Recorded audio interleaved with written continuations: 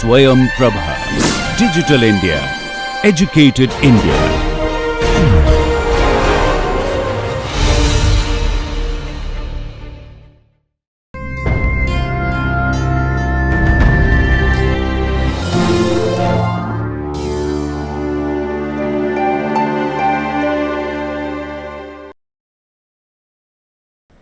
Hello everyone, welcome to the course on computer-aided drug design.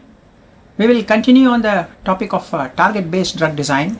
That means target could be a protein or an enzyme, and you want to look at how the ligand goes and binds to that. Okay, so in the target-based approach, we need to understand this particular point.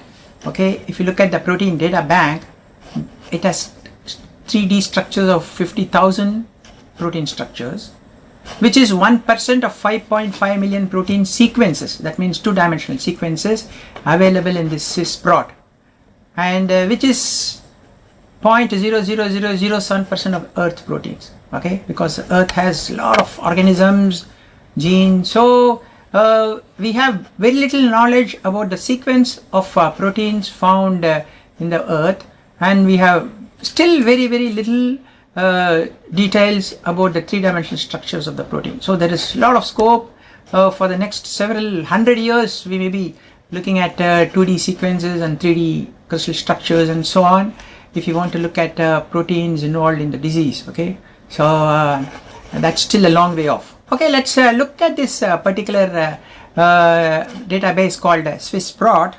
Okay, SwissProt. Okay, if you type, this is called UniProt. Okay, UniProt, there are a specific ID for each one of the protein. We can get the two-dimensional sequence of all these protein. Let's for example look at this. This is a lipoxygenase, human lipoxygenase. Okay, as we have been telling, this 5 human lipoxygenase is involved in the arachidonic pathway of the inflammation, and it leads to bronchitis and so on actually. So let's look at the sequence of this, and we will make a comparison of other sequences of other protein that are found, okay, in the UniProt. Okay, so we give the UniProt number, and then we say run BLAST. Okay, BLAST is a basic local algorithm search tool, and it looks at other proteins found. Okay, job is running here, so it will look at two-dimensional sequence of other proteins which are similar to the sequence of this particular phylox human which I had given. So it will take a long time. I had captured the screens before for quick. Okay, so this is how we will get. Okay, this is the protein, this is the 5-lipoxygenase. It's called arachidonic 5-lipoxygenase because arachidonic acid is the substrate of this, and this particular protein is from Homo sapiens. So it compares other proteins in the UniProt two-dimensional sequences and says this particular protein, okay, from Papio anubis has a sequence similarity of 98.2% identity, and then another one, gorilla, 98.5, and then another one 98.5, and so on. So as you can see, it makes a comparison. It gives something called e-value, score, identity, okay, and so on actually. So we can look at large number of proteins, and we can select the one which has a very high percentage identity or very high score. Okay, so we can also look at for example look at this particular one.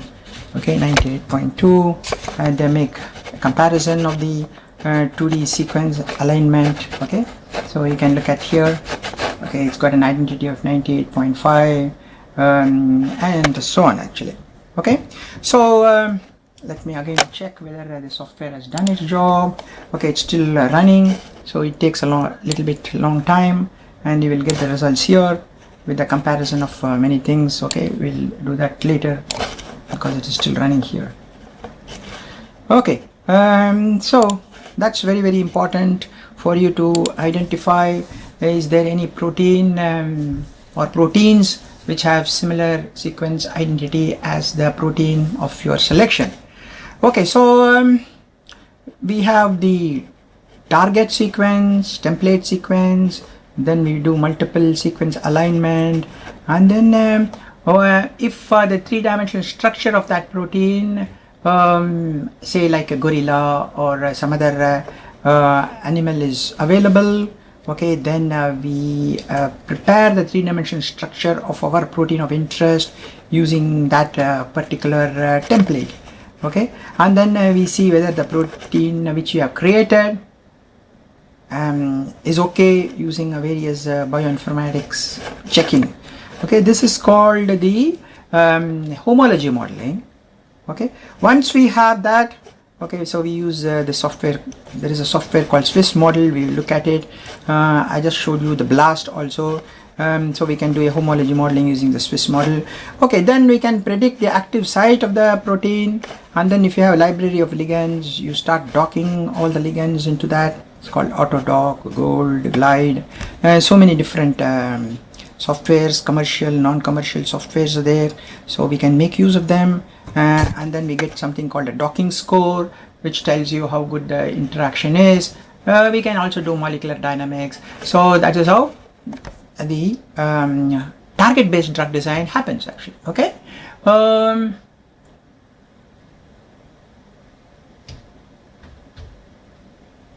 Okay, so as I showed you here, what do you do? So we have a sequence A, say imagine 322 amino acids, sequence B 450 amino acids. So I just showed you BLAST, so it makes a pairwise alignment of both A and B. 100 amino acids are identical, so it is 100 by 320, because 320, generally we always use the smaller sequence length as the denominator, so identity will be 31%. Also 23 amino acids are different by conservation substitution, meaning that the chemical properties are maintained. Okay, so we add 100 plus 23 divided by 320, that comes to 38.4. So that is called similarity. Identity is exactly matching. Similarities, we also add other amino acids which may have similar chemical properties. So sequence identity is 31%, sequence similarity is 38.4%. That is how the softwares like BLAST calculate. Actually, I took this calculations from this particular reference. Okay, so in target-based drug design, we identify target identification validation. That means if I know the disease mechanism, I decide on which target to focus on. We are talking about inflammation, arachidonic acid pathway. So your target could be a lipoxygenase, which produces leukotrienes, or it could be prostaglandins like COX-2, or prostaglandin E synthase towards prostaglandin. And then we should also, of course, have an experimental approach, assays for measuring the interactions between both. And then we need to do the virtual screening. Take database of ligands like all your zinc or drugs, data bank or so on, and then keep docking them, and then find out how docking happens.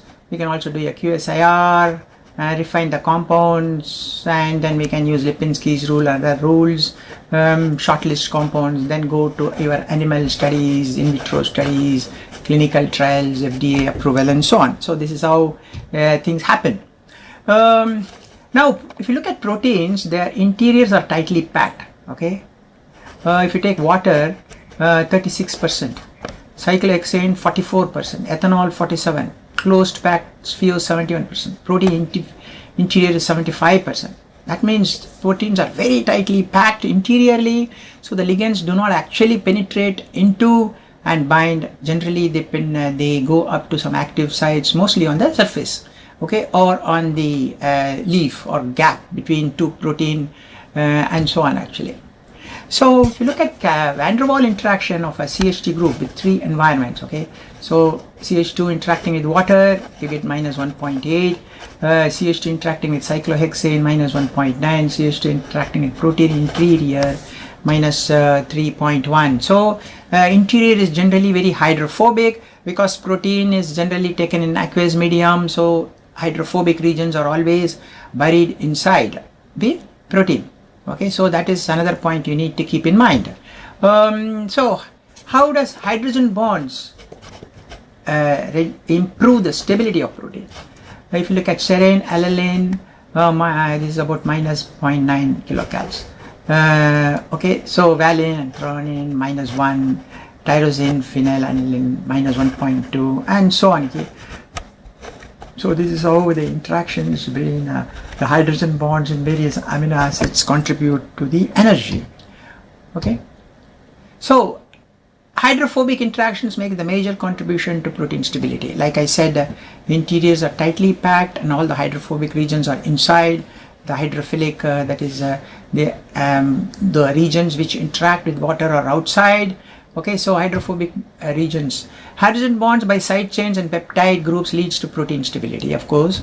Okay, disulfide bonds also are there, contribute to protein stability mainly by reducing the conformational entropy of the denatured state. Okay, so it prevents the changes in the conformation of the protein. Okay, so that's disulfide bond. Okay, so if you look at the delta S minus 2.1 minus 3 by 2 R ln N. Okay, so this is the number of conformations that are possible. N is the number of residues in the loop formed by the cross-link, and N is the number of residues in the loop formed by the cross-link. R is the Gauss constant. So the equation predicts the stability will be increased by 3, 4 and 5 kilocals by loops 15, 45 and 135 residues respectively. Okay, so if you have a lot of residues in the loops, the stability of the protein gets increased based on this particular equation. Here N is the number of residues in the loop. Okay, so charge interactions. The charges on the surface of protein are generally arranged so that there are more attractive than repulsive interactions near neutral pH. Okay, so instead of repelling each other, they'll be attracting each other, okay, at neutral pH. So they contribute favorably to protein stability. Salt bridges, okay, these are oppositely charged groups in protein within 5 angstrom. They are also called ion pairs or salt bridges. So salt bridges also contribute to the stability of protein. Okay, gain in configurational entropy of water on protein folding. That's another point. When a protein folds, much of the water hydrogen bond to the protein will be released. So this gain in the configurational entropy of the water may contribute to protein stability. Otherwise, too much water is there, protein can take too much of conformation.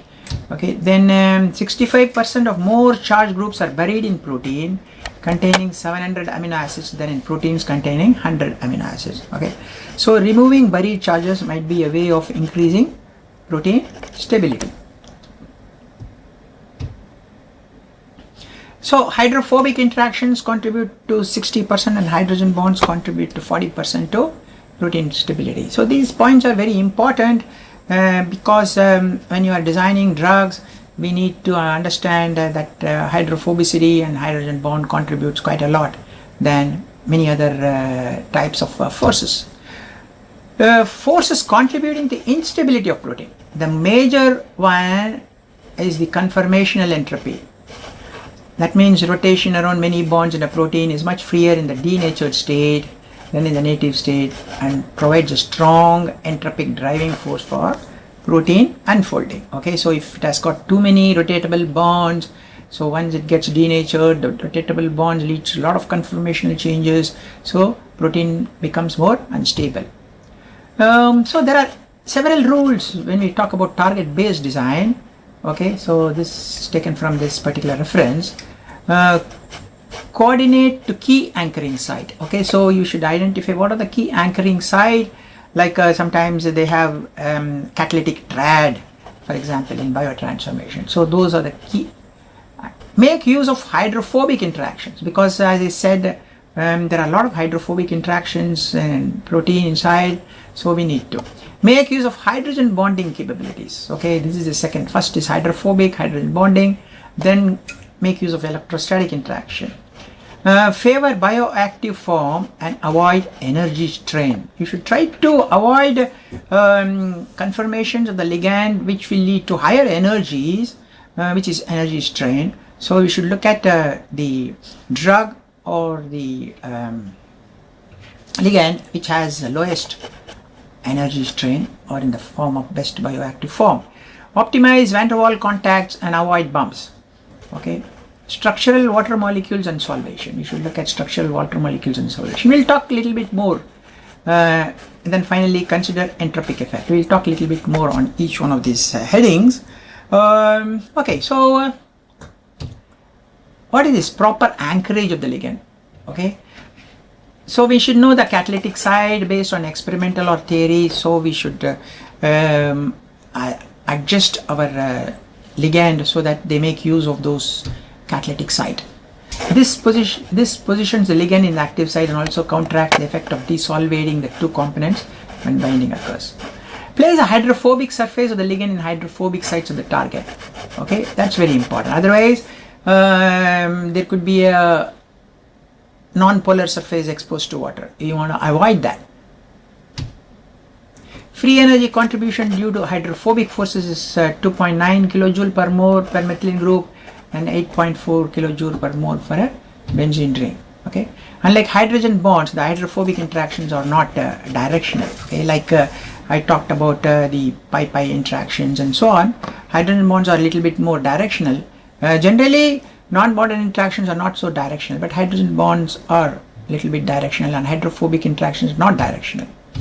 Okay, then unsatisfied hydrogen bond donors and acceptors are rarely seen in proteins and protein ligand complexes.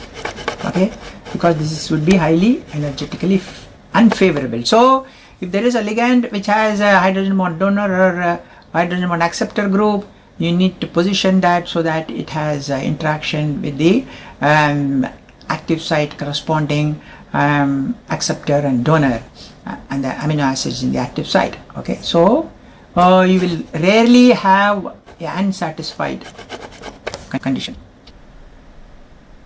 A carbonyl oxygen is optimally satisfied when it accepts two different hydrogen bonds, okay, close to 120 degrees. This point you need to keep in mind. So if you have a carbonyl in your ligand and if there are two hydrogen bond donors, so ideally if it goes and fits there, then that conformation is very suitable. Hydrogen bonds to carbonyl oxygen atoms with the C double bond OH angle close to 180 form the basis for beta sheet formation, and that is also quite favorable. Okay.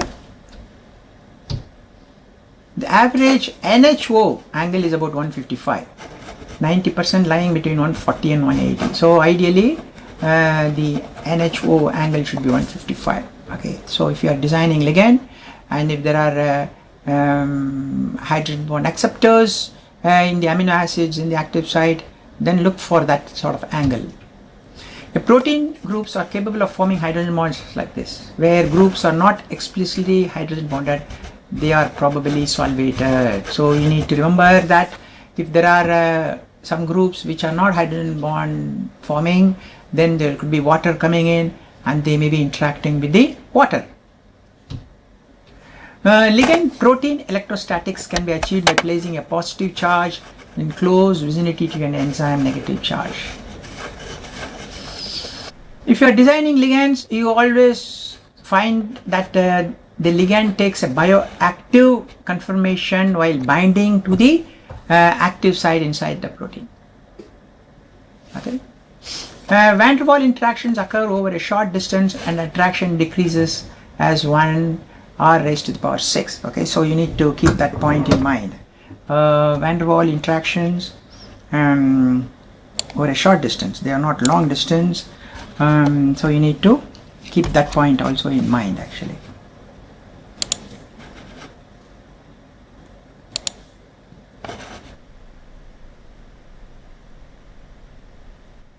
Attractive van der Waal interaction occurs as the shape of the protein binding site and the shape of the ligand match well.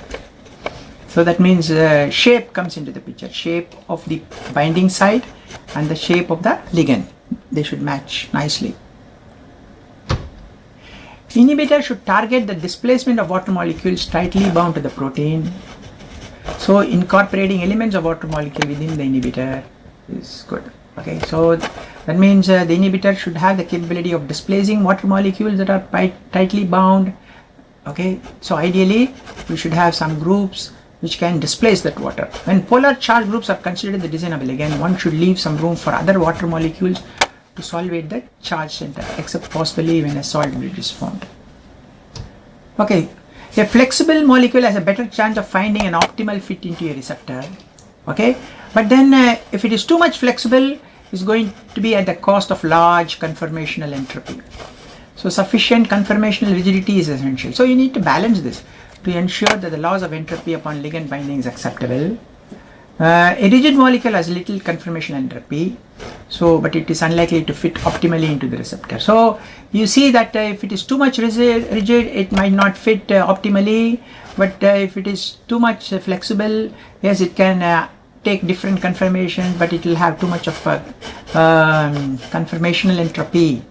Okay. Analysis of contributions of various functional groups to protein ligand binding demonstrate that each freely rotating bond in ligand reduces the binding energy by 2.9 kilojoule per mole. Okay, so if you have 1, 2, 3, 4 flexible bonds, it keeps on reducing by 2.9 kilojoule per mole. So making a flexible molecule more rigid will lead to enhanced activity if the right conformation is maintained. So like I said, it's good to make it rigid because you can reduce the conformational entropy, increase the binding energy, but then the conformation should match with the biological active conformation as well as optimally binding to the active site of the protein. So you need to balance all these if you want to achieve a good ligand structure and shape. So there are 4 basic methods in target-based drug design: analog design, database searching, computerized de novo design, manual design. So there are 4 different approaches by which we can do this. We will look at each one of them a little bit in more detail. So what is this analog design? Chemically related molecules are synthesized and tested to develop 3D structure activity relationship. That's what is called analog.